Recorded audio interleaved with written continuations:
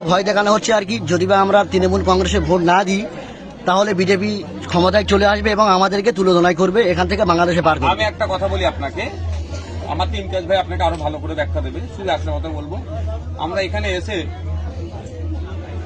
এতটুকু শুধু বলতে চাই, আপনারা লাস্ট 5টা নির্বাচনে তৃণমূল কংগ্রেসে ভোট দিয়েছিলেন, তারপরেও এই দুরবস্থা চলছে।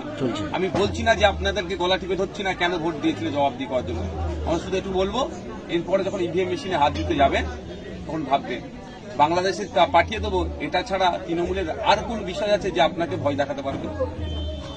শুভেন্দু অধিকারী, দিলীপ ঘোষ যে কথা বলছে, ঘুরে জেলের মধ্যে ঘুরে দিলে এই চুনোপুটিগুলো সব ঠান্ডা হয়ে যাবে, তো এদের ক্ষমতা থাকবে না। আপনাকে একটা কথা বলছি, তৃণমূল এসছে এই 14 বছর, তার আগে মানুষ অন্য দলকে ভোট দিত, তখন বজরং দল, আরএসএস, বিজেপি স্ট্রং ছিল না।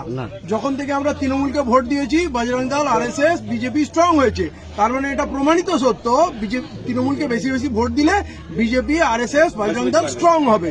তো আমরা এই স্ট্রং করে যাচ্ছি। তার মানে আপনাকে বুঝতে হবে, ওই হিন্দুত্ববাদী সন্ত্রাসী শক্তিকে, হিন্দুদের না, ওই হিন্দুত্ববাদী সন্ত্রাসী শক্তিকে ধ্বংস যদি করতে চান তাহলে পুরনো ভুলটা সংশোধন করতে হবে।